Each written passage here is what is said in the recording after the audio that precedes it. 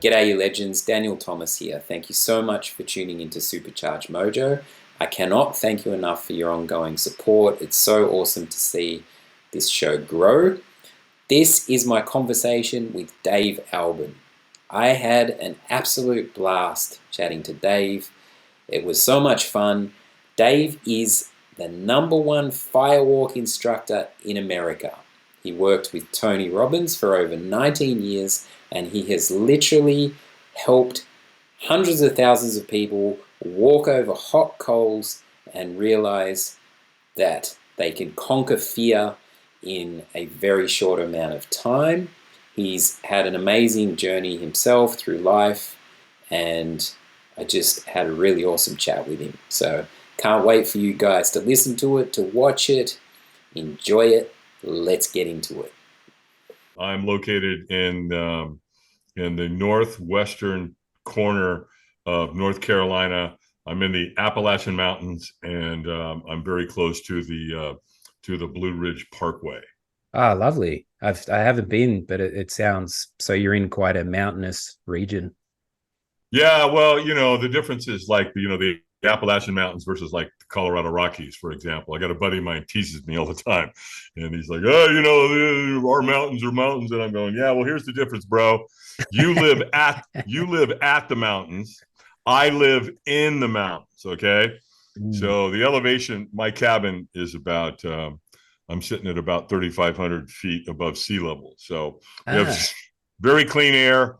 I have mountain spring water coming into the house, so we bathe on tap. I like it. Amazing. Hey, that's cool. Hold on, let me make a note of that. Yeah, I got mountain spring water on tap.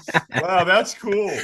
Wow, thanks, Daniel. I appreciate that, man. That's pretty cool shit right there. What's your kind of origin story? How did you get to where you are?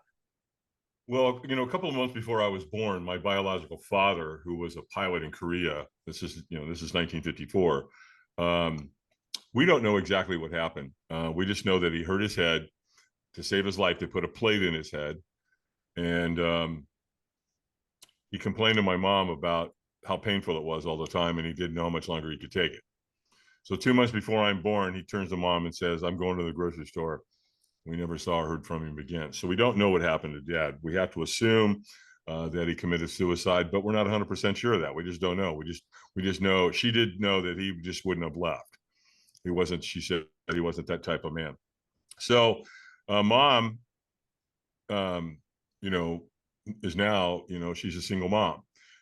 Now my parents, both my biological mother and she put me up for adoption. She tried to raise me for 5 years, and she just couldn't do it because she had 2 other sons.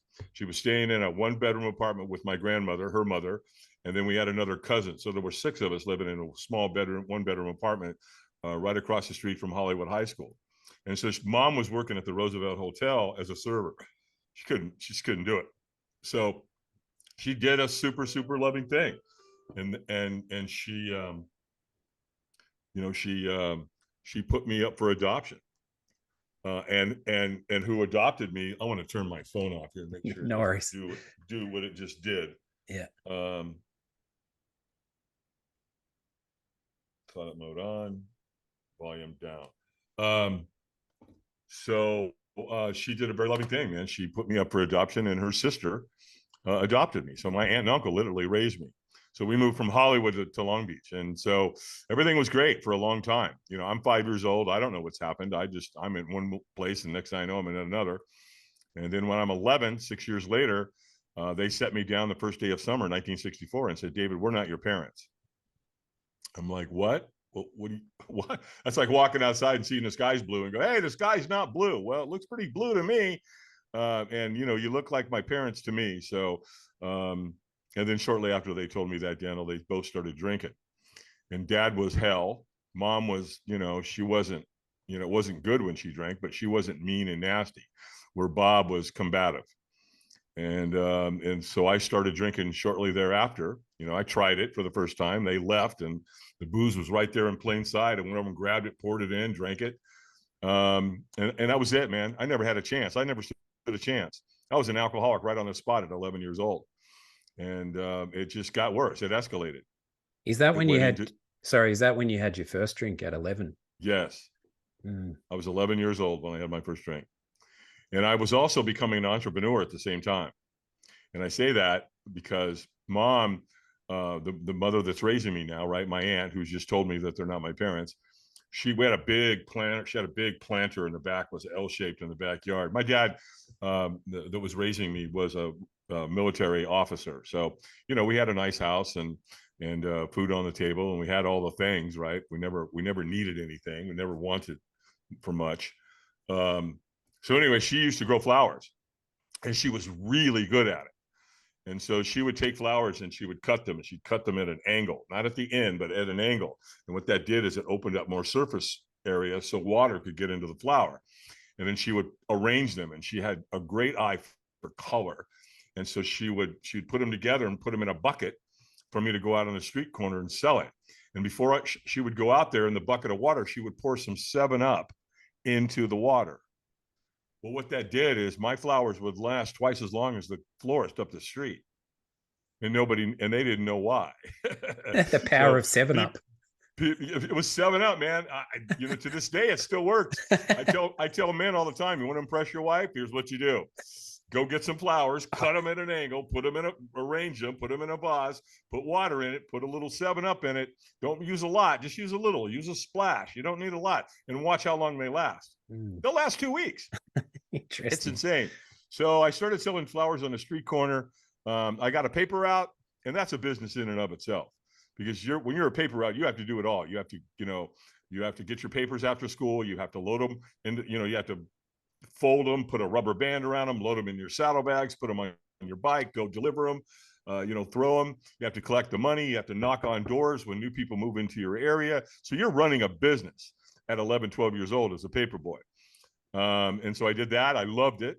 I grew up across the street from a golf course, and there's a lot of shitty golfers in the world. That's what I can tell you. And they hit the balls over the fence all the time. Well, they wouldn't climb the fence to go get the ball. So I just ride my bike around the perimeter, go find the balls, take them home, clean them. And then I'd go back to the golf course, and in the trash, the boxes that the balls came in, they'd throw them out. So I'd take them, and I'd take the balls, and I'd lay them in these golf ball boxes, and I'd go back into the parking lot of the golf course and sell them back to the golfers. So, I just had that entrepreneurial spirit going on. But my alcohol and my drug addiction are all coming together at the same time, 11, 12 years old. By the time I was a junior in high school, Daniel, they brought me in one morning and said, Albin, you're out. We're done with you. We're expelling you. And I'm like, okay. And you know what? I didn't care. I wasn't going, oh my gosh, I'm going to be stupid, or I'm not going to learn something and I won't make a living. No, I didn't have any of that belief. I'd already made money. I was making money. I knew how to do it. I was also working at the golf course. I also was a caddy, and I'd get tips, and and I'd say, I don't know, it looks like a 7-iron from here. So I hit a lot of balls. I learned the game, and so I was a good caddy as a kid. And so again, money was finding me, or I was finding it, one or the other, whatever was going on. So my entrepreneurial spirit was really, really strong. And but it got worse. My life got worse in terms of, because then it got into drugs, alcohol. It's all going on at the same time. I'm hanging around not so nice people, drug addicts, drug dealers, prostitutes, you name it. It's all going on at the same time. And then I met a woman in California that got me out of California. She brought me to the East Coast in the 80s, and she really saved my life. And then she looked at me one day and said, David, I can't do this anymore. I love you. You're a great guy, but your alcoholism and your drug addiction is a little more than I can handle. And then I met another woman who was a bartender. How convenient. She had 3 kids, and I married her thinking, wow, you know what? Maybe if I get married, I'll settle down, because she has 3 kids and I'll have to be responsible. Well, it looked good on paper. Never worked out that way.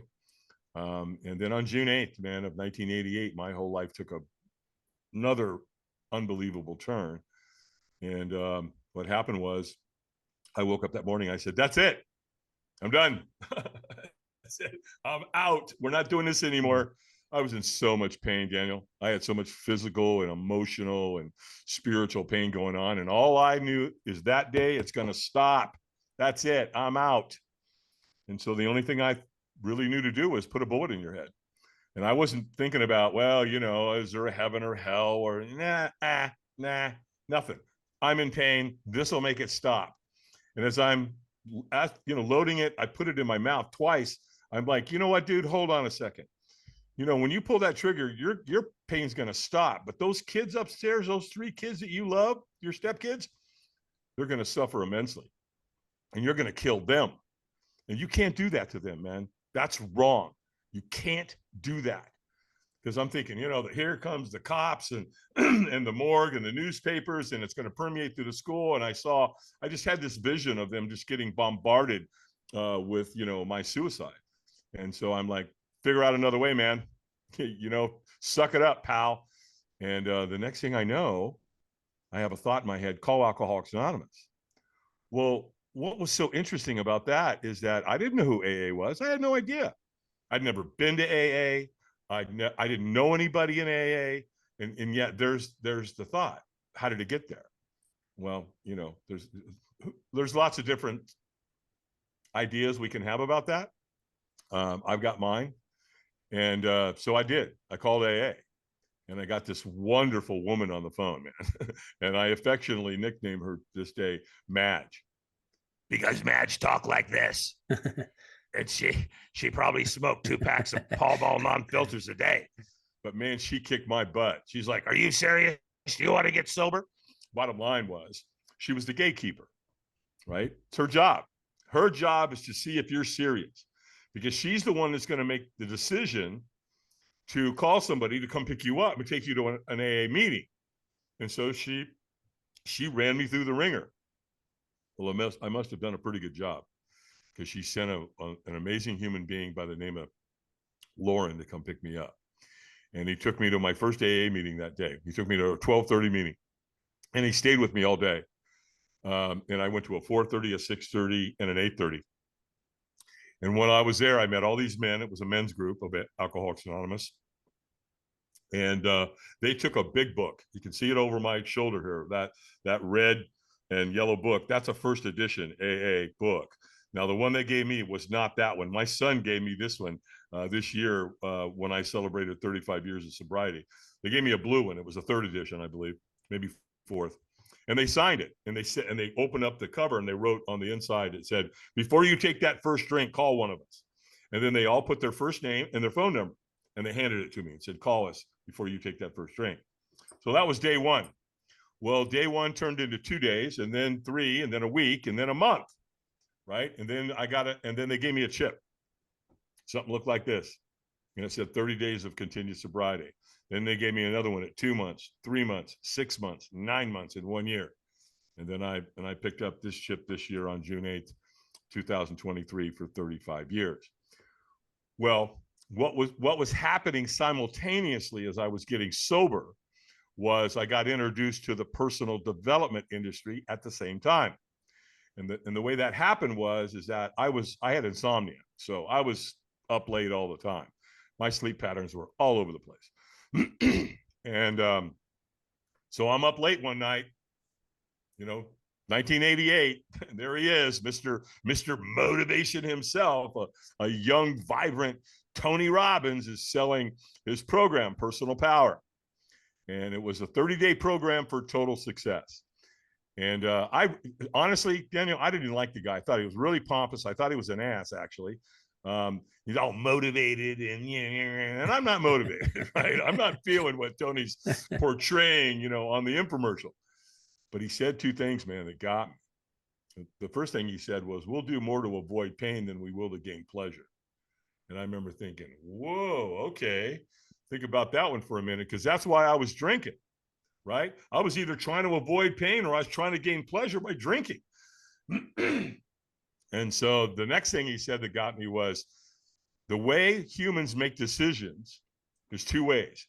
We either make them out of inspiration or desperation. I went, whoa, what's he talking to me? I'm pretty desperate. Maybe I had to listen to this guy. And so I bought his program, and they sent it to me. It came in a big old box, and it came on these little white things called cassette tapes. And that was it, man. I plugged them in, started listening to them, did what the man taught me to do, and it worked. Well, one of my buddies is kind of watching me during this process, right? He's going, "What's going on with you, man? You're really killing it, man. You're really motivated. Look at you. You've lost a bunch of weight. You're working out. You started a new business. You got out of that marriage that was horrible. You know, what are you doing other than going to AA meetings?" I go, "Well, I'm listening to this guy by the name of Tony Robbins."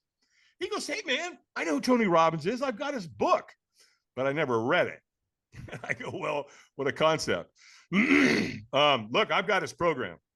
It's on cassette tapes. If you'll promise me you'll go through it, I'll loan it to you. He said, "I promise." And so I gave it to him, and he did it. He went through it. So now him and I both went through the same program. Well, this is all what happened in 88 and 89. Well, 7 years later, 1995, Dan calls me on the phone. And he said, "Hey, man, did you know that Tony Robbins is coming to town?" And I'm like, "No, I had no clue." He goes, "Oh, man, come on. You got to go. We got to go see this guy. You got me into this. Come on, go with me." And I went, "All right, when is it?" "Okay, I'll go." He goes, "Great. Let me call you back." Next thing I know, he calls me back an hour later and he goes, "Done." We pick up the tickets at will call. Here's what they told us to do. Number one, bring snacks. You're going to spend a lot of time in the room. What an understatement that was. He said, bring water, hydrate, drink a lot of water. It's going to be critical. You've got to hydrate. Number three, bring a good attitude and be ready to play full out. I said, "Okay, Dan, well, how much was the ticket?" He said, $695. I'm like, $700? This is, by the way, Daniel, this is in 1988. Excuse me, this is in 1995. I'm sorry.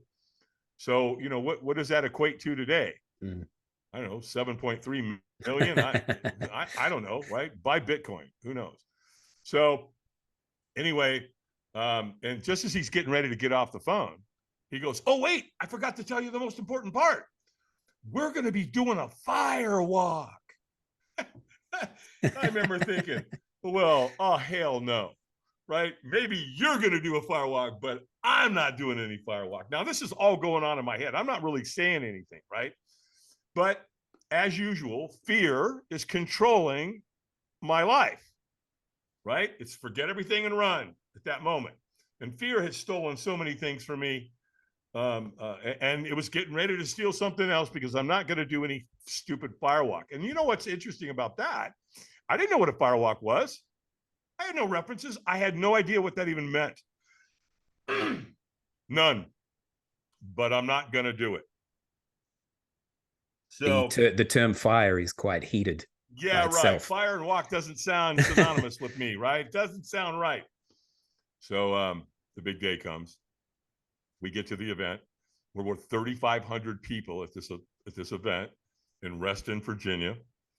Tony takes the stage at 2:00 in the afternoon, and the next thing we know, it's after midnight. We've been in a room with Tony Robbins for 10 hours, right? Remember the part about bring snacks or you'll starve to death? So the next thing I hear is Tony goes, "Take your shoes off." And I'm like, "Oh, no, I see where you're going with that, pal. You're not tricking me into that one, right?" Well, I'm in a room with 3,500 people. Guess what they're doing? They're taking their shoes off. I'm like, "People, no, don't fall for it." You know, it's like, "No, don't go towards the light," you know? And so now I've got my own dilemma. What am I going to do? You know, am I not going to take my shoes off and walk out there and go, "Hey, there's that guy over there, you know, he's a chicken." You know? So I'm like, "Oh boy, here we go." I'm like, "Look, just relax. Take your shoes off, get out there, go hide in the back. No one's going to know, period, except for me." So it gets worse. Because when Tony's got you going out there, 3,500 people, guess what he gets them to start doing? Chanting and clapping. So now as you're walking outside into this big giant parking lot where this firewalk is going to take place, everybody's clapping and chanting, "Yes, yes, yes." Well, when you get out there, it gets even worse. he's got African drummers. And so now it's dun, dun, dun, dun, dun, dun, dun, dun, dun. And I mean, Daniel, it's a dog and pony show unlike anything you've ever seen, man. And when you get out there, right, he's got a giant fire over here in the corner. And that fire is every bit of 30 feet wide. It's 70 feet long. And they've been burning wood all day, hardwood. And they just stoke it with more wood and wood and wood. They add, countless cords of wood to this thing. Well, at the end of the evening, it renders. And so now you've got this big, giant, beautiful blue flame pile of coals. They're gorgeous, right? Well, how do you firewalk 3,500 people logistically? Well, you take a whole bunch of wheelbarrows over to that big pit, and you load all those coals in those wheelbarrows. Then you bring those wheelbarrows around, and you stage them right next to fire lanes. A fire lane is grass. It's sod. I think in Europe they call it turf. And it's about 3 feet wide and 15 to 18 feet long. And then the wheelbarrow's in the middle. And then they just take a shovel and they sprinkle those coals on top of that grass. And that's what you walk on. Well, as I've already said, I'm having none of that. I'm in the back. I'm 100 yards away hiding in the back. Well, Tony Robbins knows, he researched it. He knows that a firewalk is probably one of the most life-changing experiences that any human will ever go through. The paradigm shift is immediate, right? So he knows it's been around for hundreds and hundreds of years and used by cultures all over the world, literally. So he doesn't want anybody to miss out. So he knows there's people like me. He knows where we are. So what's he do? He trains people to come find you. So there I am, minding my own business, right? Next thing I know, man, here comes this guy. They're on you. And he makes eye contact with me, and he won't take his eyes off me. And I'm pretty sure Robbins trains him. Look, when you find these people, don't take your eyes off them. And so he gets like 20 feet from me, gets pretty close. And he looks at me really funny, right? Like there's something wrong with me kind of a thing. And he goes, hey, man, are you okay? Of course, when we're not okay, what do we say? I'm fine. Oh, I'm fine. All good here, pal. Nothing to see. Move along, right? And he goes, oh, okay, good. He said, hey, are you going to walk tonight? And I'm like, absolutely not. Like, what are you, an idiot? Did you not get the memo? Of course I'm not going to walk. Well, I was pretty intense with my tone with him. And he goes, hey, man, it's okay. No worries. We don't want you to do anything you don't want to do. And I'm like, okay, I like this guy. He's going to get me out of here. And then here's what happens. Here's a stranger. I don't know who this guy is to this day, Daniel. None. Zero. This guy helped save my life. Because if he didn't ask me the next question, I am not on your podcast right now. And the question he asked me was, wouldn't you at least like to watch? And I thought, sure. Yeah, that'll be entertaining. Let's do that. Yeah, let's go watch these people burn their feet off. And he said, well, listen, man, you can't see anything from where you are. You're way too far away from it. He said, just get in line. Right. Just get in line, and eventually you'll get up there where you can actually physically see him doing it. And, and in his defense, he's telling the truth. I can't see anything where I am. All I can see is 3,500 people. I can hear them, right? I can hear the drums. I can hear the chanting and the clapping, and people are already firewalking, and they're celebrating like crazy. Because as soon as they get to the celebration end of the firewalk, after they finish it, they're screaming and yelling and celebrating. I mean, dude, I'm telling you, Dan, what's a dog and pony show unlike anything you've ever seen? And so now I'm just kind of in line. I'm just kind of trudging along, walking along. And all of a sudden, this guy comes up to me out of nowhere. And he kind of whispers in my ear. He said, he knows when you're ready. When he says go, you go. And pew, this guy just disappeared into the night, right? I'm like, what was that? Who the hell was that? What's that about, right? So then, I'm kind of trudging along. Again, got thousands of people in front of me. Can't see anything. Can still hear it, obviously. And it's getting more intense the closer I get. And all of a sudden, I get to a point, and I can see it at an angle. And guess what? They're doing it. They're firewalking. Every race, every creed, every color, every age, they're walking on fire. And my brain is like going, okay, what's going on? You've never seen anything like this in your life. You have no references for this, right? And so I'm just staring at it. And I'm staring at it and staring at it. The next thing I know, boom, guess where I am? Front of the line. I'm at the front of the line.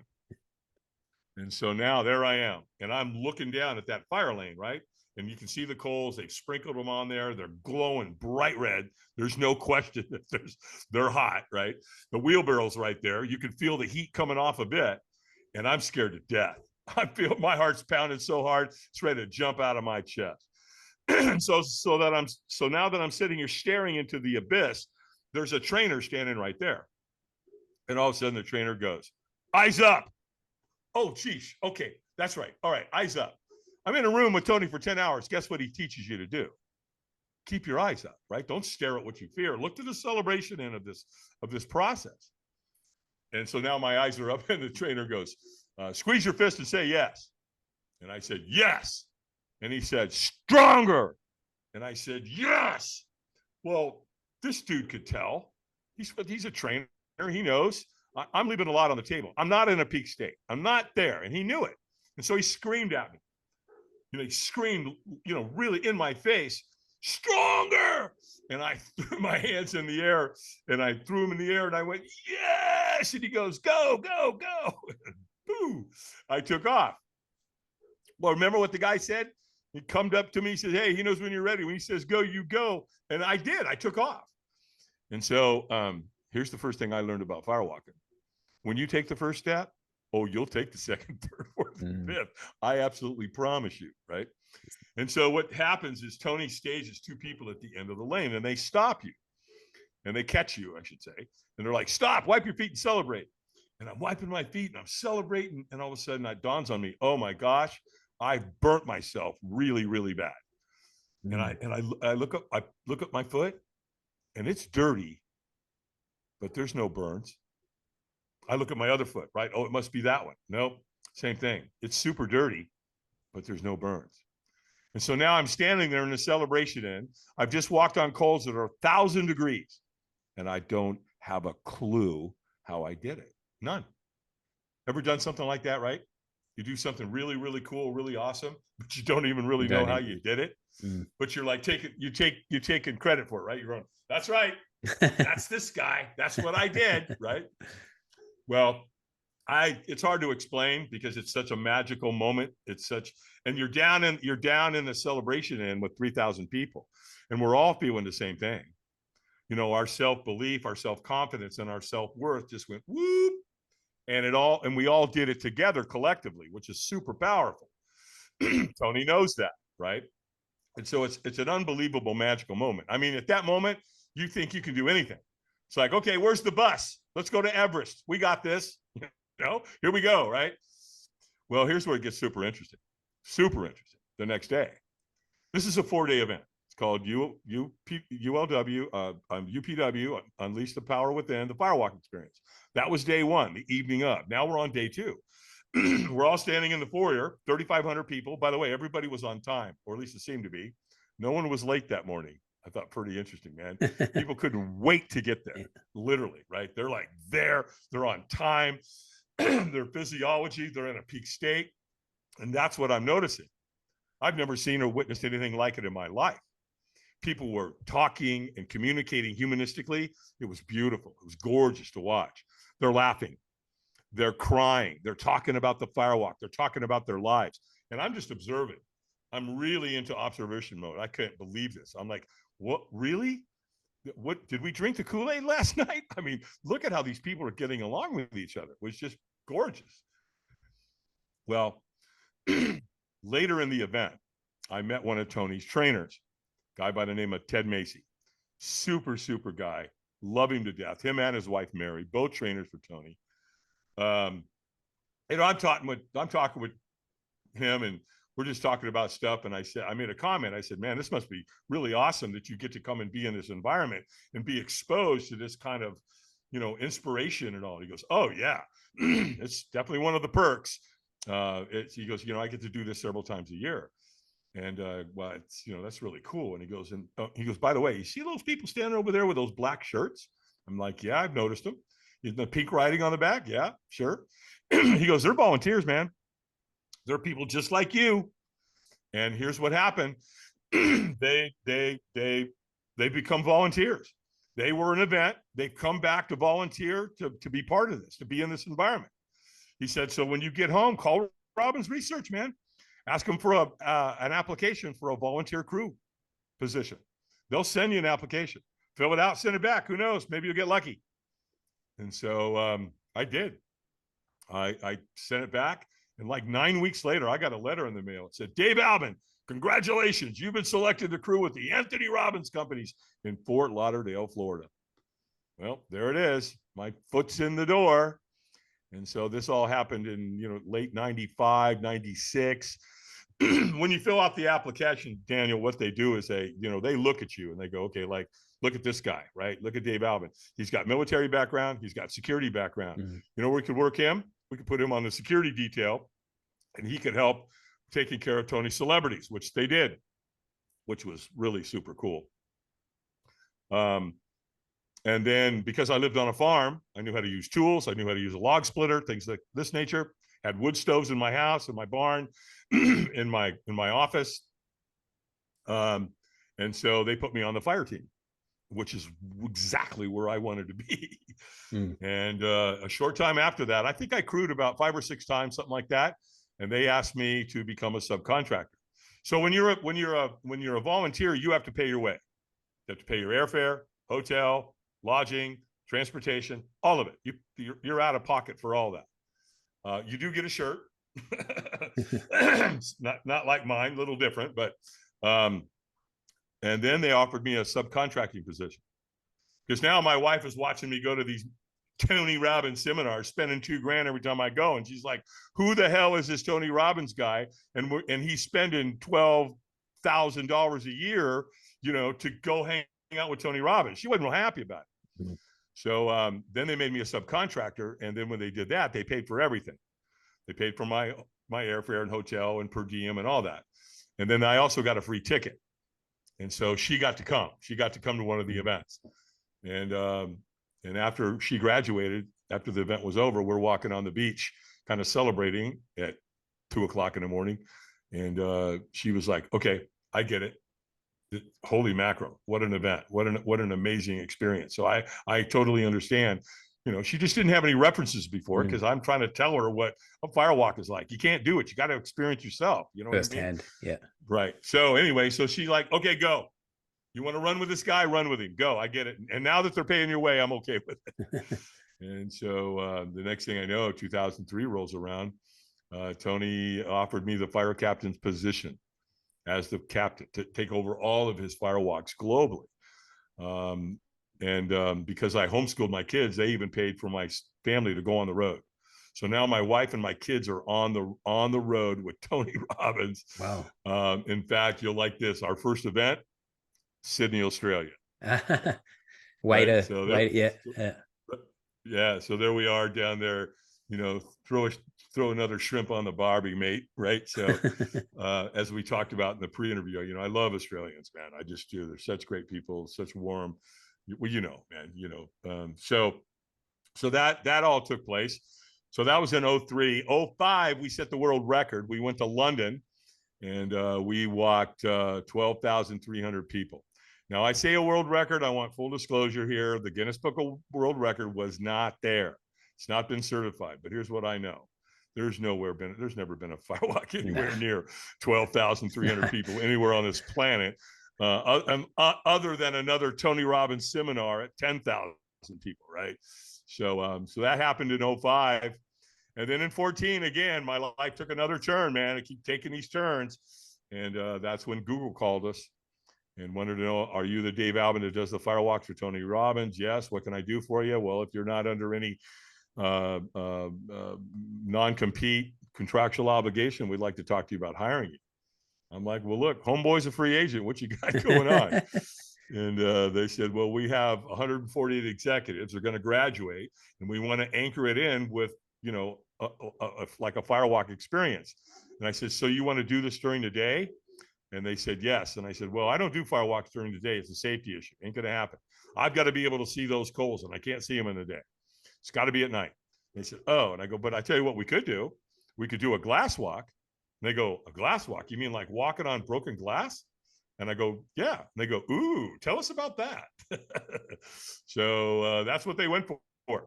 So, Google knows. Google does their research. They're not stupid. They know that life-changing experiences like this cause lasting change. It causes the paradigm shift, and they know it. So here's a group of people, 148 executives going through a very powerful program, 9-month program. They graduated, and then so we did the glass walk. Then we had a really nice lunch, and then they had some cocktails after the glass walk and after the lunch.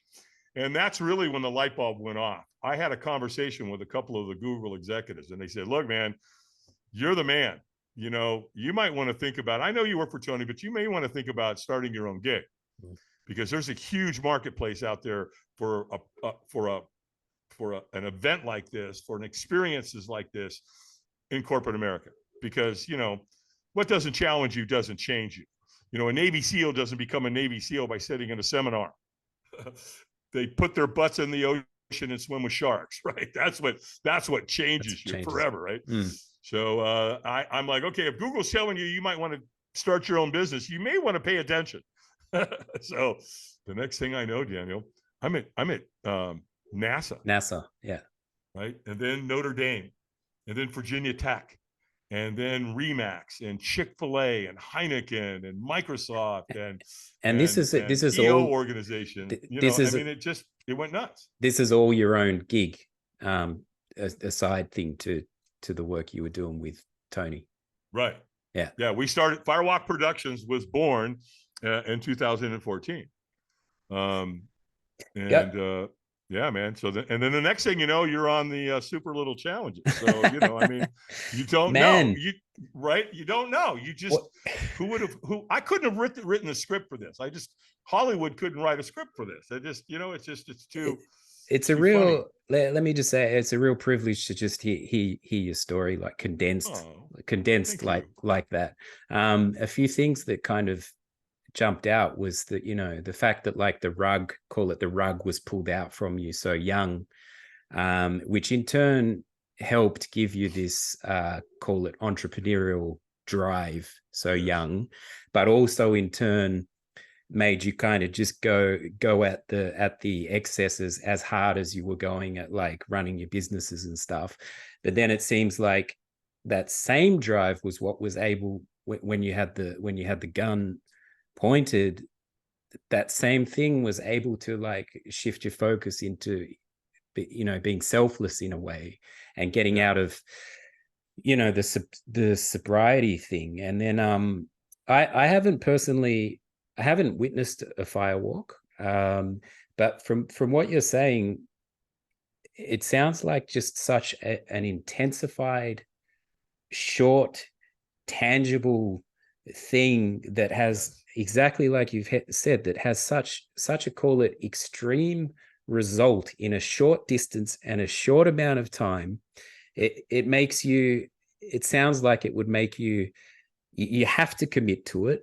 There's no turning back. Nope. And then exactly like you said, when you hit the other side, you're like, holy shit, how did I do that? And then it sort of sounds like with everything around it, it gives you this almost feeling of like, I can conquer anything. Yeah. Is that a fair synopsis, a fair summary? Yeah, absolutely. You nailed it. It's euphoric. And, and to back up to something you were talking about when I was faced with the pistol in my mouth, I've had a conversation with one of Tony's psychiatrists years ago about that. And she said, dude, what that was a moment of compassion. So you stopped thinking about you and you started thinking about those kids. And you knew that you would, if you pull the trigger, with your brains all over the basement, that's the aftermath. They have to deal with that. You left the cleanup for them. You self-centered shit. Stop. Get it figured out, man. And so, yeah, again, so it was my own moment of compassion that not only saved my life in that moment, but, can you imagine, the young kid, they were all in grammar school, junior high school, right? And to come down and see that, find that, have to be part of that. You know what I mean? What a horrible, talk about PTSD, talk about trauma. And you leave that for them. Yeah. You self-centered shit. No, don't, no, figure out another way, pal. And so this conversation that I'm having with myself was, again, it was all based on a moment of clarity, if you will, and a moment of compassion. And you know, it's in our moments of decision that our destinies are shaped, no doubt about it. You know, and those decisions need to be made from a peak state. And that's why when in my seminars, I teach state management. What it comes down to, man, depends on how you manage your state. How did you manage your state during COVID? Huh? We went back and looked at everything you did and said and whatever, you know, we go, how'd you handle it? Did you look good? Did you take a step back and question everything and make people prove stuff to you? And rather than just take people's word for it, trust but verify. You know, there were signs everywhere that, you know, you should probably take a step back, right? They're even going to maybe try it again. Yeah, well, I don't think they're going to have the success like that last time. So the bottom line is, you know, I believe that what doesn't challenge you doesn't change you. Absolutely. And I know this. Yeah. So, yeah. And you're right. That firewalk, I call it 4 seconds to changing your life forever. Because it does. I've seen thousands and thousands of people, literally. I'm always reluctant to say I've walked, you know, close to 500,000 people because people go, that's impossible. Well, no, it's not. It's absolutely a fact. You know, we've done it. So I'll just say tens of thousands. But I see the look on their face when they're standing there in front of those skulls and they're scared to death and they're looking down and the apprehension on their face, it's fight or flight. And then there's that last second and they go, I'm going for it. And you step through that fear. Because again, for me, that was my moment, right? Because fear up until that point controlled my life before that firewalk. It made all my decisions. And fear's there to guide you. Just don't let it control your life. Just don't let it become your jailer, right? So instead of forget everything and run, which is my life had been full of using fear over me, now it became face everything and rise. So that it's completely shifted. We like to say in AA, false images appearing real. And so depending on how you handle fear, it's critical. And if you don't handle it, it handles you, period. Sorry, guys, I don't have any magic antidotes for that. I don't. I can tell you this, you walk across those hot coals, it's going to change your life. It's going to change your life forever. Now, I do something that Tony doesn't do. I decided I wanted to take the firewalk to the next level. And so what I do is I bring martial arts to the program. Awesome. Right. So what we do is we do a board break. Right. You break a board with your bare hands. Right. And so anybody in the martial arts field knows all about what that's about. Right. Anytime you graduate to a belt, you're typically going to go through a board break. You're going to break it with your hand. You're going to break it with your elbow. You're going to break it with your knee. You're going to break it with your foot, whatever, to graduate into that next belt. Well, here's what we do. Here's how I set it up to interact with the firewalk. I have them write anybody's name on the board that they want to move towards. Oh, excuse me. I have them write anything they want to do, right? A goal, whatever. Okay. A goal. Yeah. A goal in life that they want to move towards. I have them write anything on back of the board that they need to move away from. Then I have them write anybody's name on the board they're in conflict with, right? So if reconciliation or forgiveness is part of that relationship, it ends tonight. Stop carrying that shit around with you. It does not serve you. It's blocking you from making better decisions. So, and then to create the rite of passage, what we do, Daniel, is I have them write anybody's name on the board that they've lost. And that opens up the rite of passage. That becomes an ancestral type thing. And then so we take them outside, they break the board, we circle them, they come back, they do the firewalk, we bring them back, they throw the board into the fire. And then we get all that on film for them, video, or we get them the pictures of it. And then to cap it off, I do what's called the Ho'oponopono heart hug. So normally when we hug, we go this way. I have them do it the other way. Here's my heart. I want my heart on top of that individual's heart. And then I have them hold that hug with their eyes closed, and I have them take 3 cleansing breaths, deep diaphragmatic breaths. So they fill their lungs with oxygen, both of them at the same time. They do it quietly. Then they exhale. Then they do it again 3 times. Typically, when they're coming into the breath or out of the breath, when they inhale or exhale, on the second breath, their hearts calibrate. They start beating at the same time. So we get everybody out there, and I'll have them do that, 3, 4, 5, 6 times. It just depends. I'm watching them. I'm breaking that that resistance down, that ego and all of that. I'm breaking it. What I'm beautiful snap the hell out of the ego. What beautiful proof that we're interconnected, right? Yeah. That syncing rhythm, like yeah, ego up here. Let's turn it over to here, and the heart takes over. You don't have to ask the heart to do it. The heart already knows. It's already programmed, right? It has memory, obviously. We've heard the stories, right? Where the girl that got the guy that got the heart transplant of the girl, true, and then, right? Yeah. And then he saw the guy that killed the girl. And they do that all the time, right? With heart transplants, where they get the information, it's stored in memory in the heart, and so there they was. That guy who got that heart transplant, that little girl from the grave, man, caught that guy, right? So that's pretty fascinating stuff, which is really fun. So yeah, so then again, Firewalk Productions was started in 2014, and no pun intended, but we've been going hot and heavy ever since. What I love is this very, call it visceral, physical aspect of the stuff you're doing, right? Like I've got a bit of a martial arts background as well, and it's just been so beneficial to me in terms of like it's been a conduit for human growth. I've taken things from it into my own life, but also, I've done therapy and a lot of kind of heavy stuff in the past, and I have seen the value in some of that in terms of seeing things objectively and having somebody look at things and piece things together and offer things. But it wasn't until I actually started bringing some physicality, some breath work, some actual physical stuff into it that I personally started to make some shifts. And I think it's it's for somebody perhaps at the beginning of their journey in terms of like doing some serious self-work. I mean, it's all, each to the individual, but personally, and from what you're saying, the real benefit has come when that physical aspect has been integrated. Like you say, writing something on a board, smashing it, bringing things to you, getting the hot, the cold, the glass, that stuff is just so effective. Yeah, highly effective. No doubt about it. I love that scene in Lion King. It's one of my favorite scenes in a movie, and it's where Rafiki, right, the monkey, is teaching Simba, the ways of the Pride Lands, and he's got that staff, right? He's got that stick, and there's a scene where he whacks Simba upside the head, right? Bam!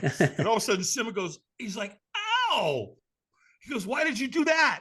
And Rafiki goes, it doesn't matter. It's in the past. Right. And it's so true, man. It's like, whoa, there's a life. And so then what's Rafiki do? He comes back and he goes to hit him again, and Simba ducks. And he says, you have learned. And it's so true, man. Viktor Frankl in Man's Search for Meaning, he left us a ton of proof that it doesn't matter. There he was in Auschwitz, man. They killed his family. He's standing in the yard. He's freezing. He's naked. No food. He has no idea whether he's going to die that day. They're going to take him to the ovens. The chambers. They don't know. He doesn't know. But, they took everything from him. Everything except one thing. Dignity. His attitude. Yeah. That's mine. I have to give that up. I have to relinquish that, and I'm not doing it. And someone has to tell this story, right? So what did he do? He developed purpose. Ooh, interesting distinction for life. You want to live an extraordinary life? Get dialed into your purpose. I believe the two most important times of anybody's life: the moment they're born, Daniel, and the moment they figure out why. And one of my mentors told me long ago, and I've never forgot this. He said, every human has two lives, and the second one starts when we realize we have only one. I love it, man. Oh, right? Man. Yeah, it's bang on. So it's a story. You want to change your life? Change your story. Every single thing that's ever happened in your life, all your listeners' life, everyone, we create a story about it. And you can either embellish it or you can let it empower you. And so again, it's a story, because I've known two exact same people. The exact same thing happened to them. They grew up this way. They were both sexually abused really, really bad. They were beat. They were locked in an attic. They weren't fed for days at a time. Their life was horrible. Their family abused them unlike anything you've ever seen or heard in your life. This guy over here went to prison, and this guy over here had the absolute most beautiful life and family that you've ever seen. This guy over here said, you know what? If you were treated the way I was, this prison is where you end up. Brother over here said, you know what? If you were treated the way I was treated, what else could you do but be an amazing husband and father? Interesting. So whatever we give power to, whatever we give intention to, where intention goes, energy flows. So we decide, you want to change your life, change your story. It's that simple. And then, of course, I get asked all the time, so, Dave, what's your rituals? What's the first thing you do when you get up in the morning? I make my bed. It's a 100%. You get your shit in order. You get the house. Yeah, that's it, man. Yeah. Because no matter how bad my day is, at least I come home to a bed that's made. Right? Exactly. I mean, I just do it. We all have crappy days. It's okay. It's going to change. This too shall pass. Well, I've learned anything in AA, man. Life is not as good as it seems. Life is never as bad as it seems. Reality is somewhere in the middle. Calm down, because this too shall pass. And they kept telling me that in AA. Can you imagine? I can only tell you, coming off alcohol is bad. You can die of DTs, delirium tremors, right? It'll kill you. But add cocaine and add heroin to it. It's not a fun ride, Daniel. I've had my own experience with excess, and I'm 5 or 6 years completely sober. Oh man, good for you, bro. Yeah, I've talked a little bit like just when my priorities towards alcohol shifted. It helped me with a visual exercise. Actually, I just I'd had a son and my priorities had changed, and I wanted to have the most quality time with him that I could have, because I was having him part-time and so on. And anyway, I was aware that my drinking had a bit of a hold of me. So I thought, on this calendar, I'm just going to mark like a blue tick when I think that when I consider that to be a night where I've had too much unnecessarily. And then I noticed these blue ticks. There was a lot of them. And I was like, okay, just try and reduce the blue ticks. And I was finding it really hard to reduce these blue ticks. And then when I didn't like that it had that kind of hold on me, I decided to do the month. And then at the end of the month, my fiance was like, why don't we celebrate? And, you can drink in moderation, try and find a middle sort of thing. And I was like, no, I'm done. Like and now it's been 5 years. But I just mentioned that visual exercise because it helped me kind of take stock of it. It helped me bring more of an awareness to it and like make an adjustment. Well, man, and here's what I say. I talk about this all the time, and that is stop negotiating with yourself. Right? The moment you start negotiating with alcohol, you got a problem. And here's the other thing. If alcohol's ever given you a problem, you have a problem with alcohol. And why? For what? Alcohol is rot. It's fermented potatoes. I mean, you know what I mean? It's rot. There's no upside to drinking. None. There isn't. And every bad decision I ever made was involved. Absolutely. Alcohol. And it will destroy you and your family so freaking fast. Your eyes will spin in the back of your head. And so good for you for noticing it, and good for you. And bless your wife, man. She didn't know. No. And she thought, because she doesn't have the problem. So she's not getting that, right? She's not in that mindset. So she doesn't understand. No, it's funny, man. Yeah. Sorry. She was coming from a place of love and moderation. Yeah, of course she was. Absolutely. 100%. That picture over your right shoulder there, that mountain that we talked about, that you climbed. I do something similar in my seminars. I put a picture of a guy on the big screen behind me, and I'm talking, and I'll talk for a half an hour, and I'll just show the picture, right? And it's real obvious where the guy's standing. His name is Eric Weinmeier. I don't know. Do you know who that is? I don't know. Oh, cool. You're about to. Awesome. And so you'll love this. Yeah, go research this guy, man. You'll love this guy, considering that you're a climber. And so I put it up there, and I'll finally go, hey, by the way, who here can tell me where my buddy Eric is standing? And somebody, reaches up, Mount Everest. That's correct. He's standing at the top of Mount Everest. I said, and let me tell you something else about Eric you'll find pretty fascinating. That guy right there has climbed the 7 highest mountains on Earth, 7 continents, 7 mountains. That guy right there climbed all 7.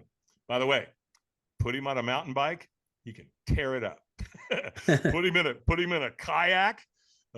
He can probably negotiate just about any river on the planet. Yeah. Right. But I want you to know one little thing about Eric that he takes through in his life every single day. And that is he's blind. So guess what? I don't want to hear your shit. I don't want to hear it. Anything you tell yourself you can't do, it's probably bullshit. And again, it's that little voice. Now I am the voice. I will lead, not follow. I will believe, not doubt. Got to be careful what you tell yourself. Eric's climbed the 7 highest mountains on Earth, and he's blind. So, what could you do if you got honest with yourself? Proof's in the pudding, right? The same as the firewalk. You better believe it. Absolutely. Yeah. He's a sweet guy. Yeah. Go Eric Weinmeier. Go Google him. Blind man climbs 7 mountains. You'll find him. He's a sweet guy. Really. His dad was an amazing human being. His dad passed away. How long has he been? I guess it's been a couple of years now. I've had long phone conversations with his dad. Was a super guy. And his dad is the one that, got him to step through and said, there's no reason you can't climb a mountain. Why can't you? He can hear stuff that you can't hear. He can sense things that we don't, you and I, he's so dialed into his other senses around him. You can talk to him and he can hear your voice and he can tell you almost exactly how far you are and right where you are. His other senses have sharpened. Yeah.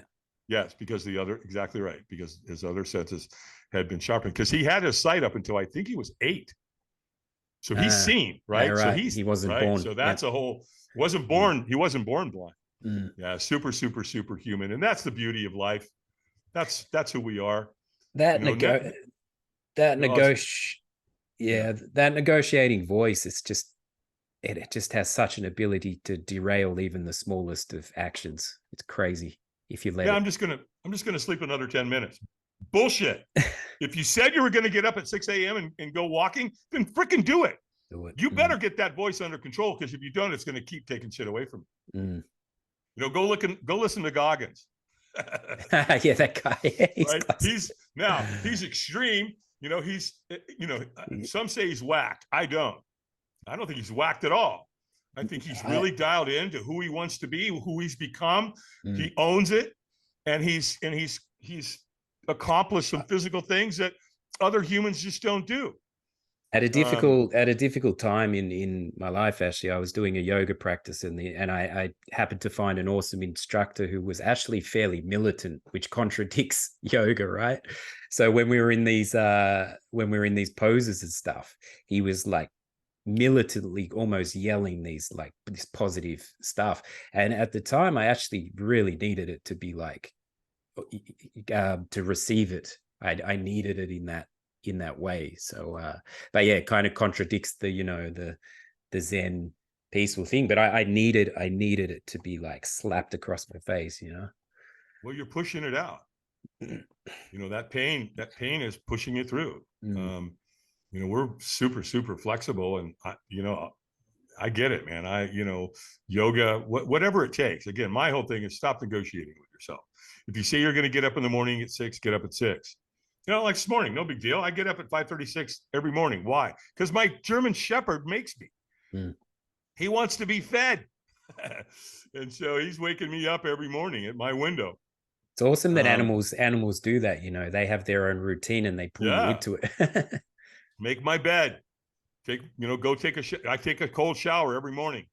And the water coming into my house is coming up out of the ground. It's cold. It's not municipal water that's much, much warmer than mountain spring water. I can tell you that. And then, then you do your meditation and my sound therapy and read 10 pages in a good book. There's one thing. You want to change your life? Read 10 pages in a good book every day. It will radically change your life. Guaranteed, 100%. I get asked that all the time. Dave, is there one thing? Yeah, read 10 pages in a good book every single day. This is interesting, actually, because it's a tradition on the show to have guests suggest a challenge for listeners relative to their own experiences. Now, I'm really curious to what might spring to your mind, because there's so many. Obviously the Firewalk thing, but that's obviously, if someone was to do that, it would need to be in a guided professional setting, I guess. But what I'm really curious to know, I mean, that there's many, and that 10 pages one you've just mentioned is an awesome one too. Is there anything else that springs to mind? Move your body, man. Go walk a minimum of 10,000 steps a day. Move your body. Get moving. 10,000 steps. Yeah. Good. And then now you've created that time slot. And by the way, here's another thing. Don't ever, ever, ever say ever that you don't have time. It's bullshit, and it's a lie, and recognize it for what it is. We have time for anything that we're committed to. It's that simple. There's no way around that. You've got a son, and my son at a young age taught me one of the hardest lessons I ever wanted to learn. And that was, he came into me one day and he goes, "Hey, Dad, can we play catch later?" And I said, "Yeah, sure, Davey, we'll do that. But let Dad finish up his work right now, though, and we'll throw the ball later." Didn't happen. Next day, guess what Davey asked me? "Hey, Dad, can we do? Yeah, let me Dad finish up with his work, and we'll go play catch." Didn't happen. Third day, my son, now he's all of 10, 11 years old, maybe at this point. He asked me again. And I said, "Yeah, Davey, let me finish up my work." And da-da-da. He goes, "You said that last time, Dad."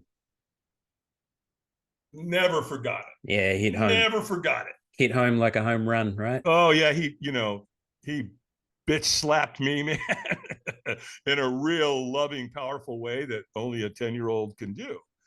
And, so we're all students. It was okay, because I needed that. He needed to wake me up. And so, the relationship I have with my kids is phenomenal. It's amazing. It's amazing how they mirror stuff to us. Oh God. I've had the same. When my boy was small, I'd be playing a board game with him. And if I drifted, like if he noticed I was somewhere else, that I wasn't on the game, he pulled me up in a second. "Dad, like get back, and I'd like refocus, and then I'd find myself worrying about the shopping or the next day or whatever. And he'd say, "Dad, he wasn't worrying about school next week, whatever. He was right there with the friggin' game, and he just kept pulling me back in line." I realized, he's observing my every move, and he was just on me all the time. It's almost like he had read Eckhart Tolle's book, The Power of Now. Seriously, at age 6. My kids, interesting. Their first Firewalk, my daughter was 6, and Davey Jr. was 9. We were in New York with Robbins doing the event. We walked all the participants, and Tony knew that they were going to walk that night, and they were standing over there in the shadows. And so once we finished walking all the participants, he waved them over. And, here they come, a 6-year-old and a 9-year-old running up to go do a Firewalk with Dad and Tony Robbins. And, what a magical moment, man. There was my daughter, 6 years old, and Tony took her by the hand, and I took her by the hand, and, we walked her, and Davey stepped up to the lane, and Tony looks at him, and he goes, "I love you, and I love your daddy. Go." Wow. Davey walked the fire, and you talk about a magical moment in a mother and a father's life. My wife was standing right there, and she walked and I walked. And so, you can't do stuff like that in life and it not have a profound effect on your psyche, man, of who you are. Everybody's self-worth is controlled by the things around us and by the things we give meaning to, right? So state management to me is everything. And my kids today are phenomenal. I mean, they're super happy, they're super successful, and they get it. You know, they got to go fly around the world with Dad and Tony Robbins, and so that affected them. Doesn't mean they haven't had their problems and challenges and things that go on. They've had them, but they've stepped and they've worked through them, and they've come out the other side. My daughter lived 20 minutes that way, and she's been 20 minutes from me. She's either lived with me or 20 minutes away for 27 years, and they just recently moved to Texas because it's right for them. You know, we live up here in this beautiful mountains, but the opportunity's not up here. The jobs aren't up here, and so now they've got 2 kids. I got 2 grandkids. Charlotte Ray, my granddaughter, was just born here a few months ago, and then Caden, who's 6 now. Dad just got a really good job, and he got a really good job in Granbury, Texas. And so, that was hard for Grandpa because I miss him. I was used to going down the street and go have lunch and go have dinner and have Caden come over and stay with Grandpa, every weekend. And, it's just, that was my life. And all of a sudden now that's gone. So guess what I had to do? I had to practice what I preach. And so I made a decision. And the decision was I chose gratitude. Because fear and bullshit does not exist where gratitude is present. They can't operate. They can't take up the same space in the same time. They can't. And, again, that came from Alcoholics Anonymous. And, of course, being immersed in the personal development industry, being around Tony Robbins and all those people, and Harv Eker and Wayne Dyer and a lot of the other ones, I chose gratitude, and I'm okay. Do I miss them? Unbelievable, yes. However, I'm also super, super happy for them, and I know that's what's best for them. And you know what? If I want to move my happy ass to Texas, I can. I don't have any plans on doing it in the immediate, but who knows? But the good news is I'm a 2-hour plane ride away. That's not bad, no. Right? I can drive to Charlotte Airport, get on a plane, and I can be there in 2 hours. So literally, 2-hour drive, 2-hour plane, drive an hour from Dallas to their house, 5 hours I can be there. That's nothing. And what's the payoff? I get to go hang out with my family and they got a beautiful 4-bedroom house. Their mom, his mom and dad is there, and his brother and his friends, and this great job. And so their whole life has changed. And, I have to love that. I have to support that, or at least I have an option. I can choose to do that, or I could have chose something else that didn't support me.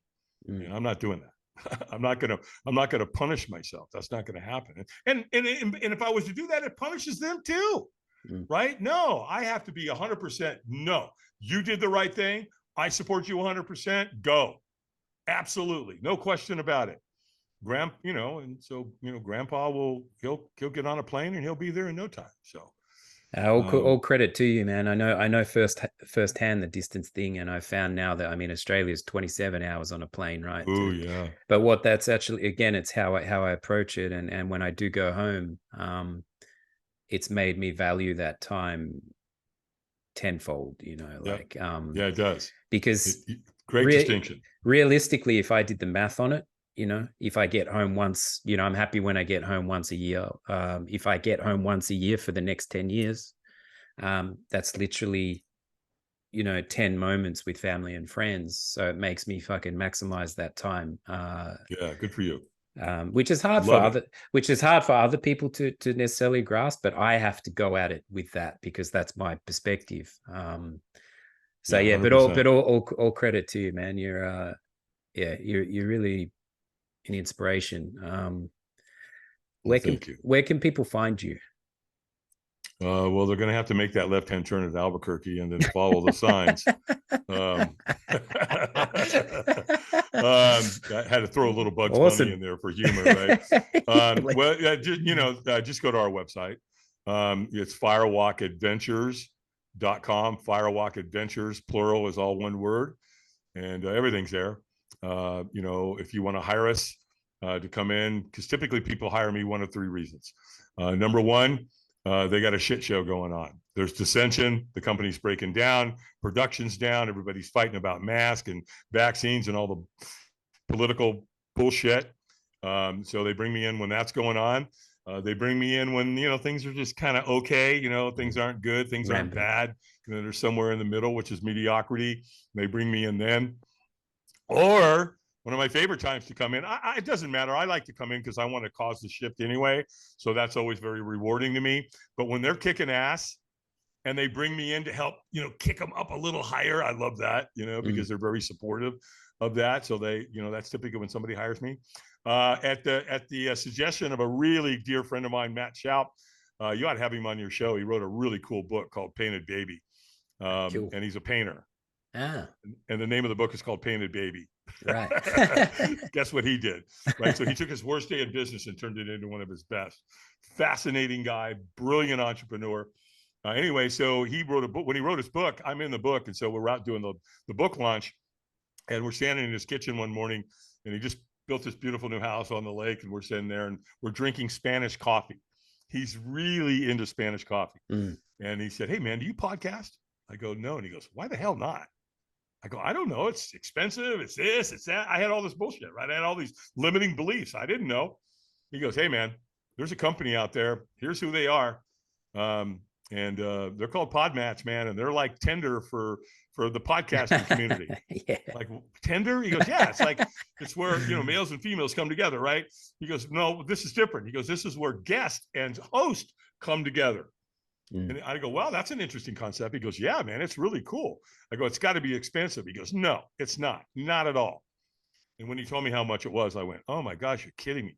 And they set everything up. He goes, "Yep, it's fully automated. Get a good camera, get a decent microphone, and get your happy ass out there and start talking about Tony Robbins and firewalking and sobriety, and go out there and see if you can influence and see if you can change some people's lives, because you'll influence a lot of people." And so I've been doing it, man, as you know. And it was the same deal, actually. When I first started podcasting, I was trying to align like times with people, and because I'm in Germany, it was all over the world, and like I couldn't get a smooth schedule, and then someone would cancel and all the. But then the whole Podmatch thing just like streamlined the process. Oh my gosh. If you're any of your listeners, man, get a hold of Daniel, man. He can get you dialed in with Podmatch, man. They're really cool. It's all automated. It's all very simplistic. Look, I'm a baby boomer. Okay. I'm a product of my parents. Their generation saved the world. And I say that, and people go, "Yeah, they did." Yes, they did. Okay. Just stop bullshit. Yes, they did. My dad that raised me was in Europe fighting the Nazis. My best friend's dad was in the Navy at Pearl Harbor. So don't tell me. All the men were out fighting the war in World War II, while the women stayed home. The women stayed home and did everything. Literally, they did everything. Women built Jeeps, they built tanks, they built trucks. My mother, my biological mother that I talked about here in the show, she was known as Rosie the Riveter. And wow. let me tell you what that meant. Pop rivets or no? She was popping rivets, popping man. Rivets. She worked for McDonnell Douglas. She built airplanes. The women built the airplanes. Amazing, man. So yeah, man, baby boomers, man. Yeah. We're baby boomers. So what baby boomers can't stand tech. It's not that we can't stand technology. We're just technologically challenged. And Podmatch, it's like, it's all automated. Yeah. To get on your show, what did I do? You're like, we connected. I went, "Oh yeah, I'd like to be on Daniel's show." You said, "Hey, I'd like to have Dave on my show." We said, "Okay, we're a match." We type it in, boom. Next thing you know, it's on my calendar, and here I am. At 7:00 in the morning Eastern time in North Carolina. I'm on your show. And then when we get off, we go do a little bit of I don't know. We leave reviews and stuff like that, and close the thing out, and it's all done. It's so easy. It's unbelievable. It is. So I just had a moment last year where I was sitting in some pretty, call it trivial. I was wasting a lot of time sitting in some trivial, call it meetings. And I was sitting in these meetings, wonderful people and stuff, but just the nature of a business thing. And I just had a moment where I was like, you could be spending your time sitting in meetings, not meetings, sitting in conversations like you and I are having, right, which are just unbelievably invaluable for me to hear everything you've shared today. For the listeners, you know, and this has been just over an hour. It's like I was sitting in 3-hour meetings talking about paper clips, you know. It's like so it's like I just was like, well, it's like you said, it's a choice. It's where you said it earlier, where your energy goes, where your intention goes. That's what yields the results. And there's nothing really magic about that. It's just literally where you shoot your intention. So it was just a big thing for me. I was like, why not change that use of time to conversations like this? So. Well, yeah, you know, it comes back to what people talk about. You know, small minds talk about people and nonsense. Great minds talk about ideas and concepts. Yeah. It's like, you know, that here's my belief, and I've proven this to myself many years ago. You help enough people get what they want in life, you'll always get what you want. It's universal code. Yeah. And so, you know, the whole state management thing that we talked about, and it really comes down to managing your state and managing fear. Because again, what is it going to be? Forget everything and run? There's another word you can use, or face everything and rise. It's up to you. But I can tell you this: the fears you don't manage, if you don't overcome, they will become your limits. And so, absolutely, be careful out there when fear starts knocking on your door. It's a cool way to finish. Yeah, Dave, thanks so much for your time, man. It's been a real pleasure. My pleasure, brother. Let's do it again sometime.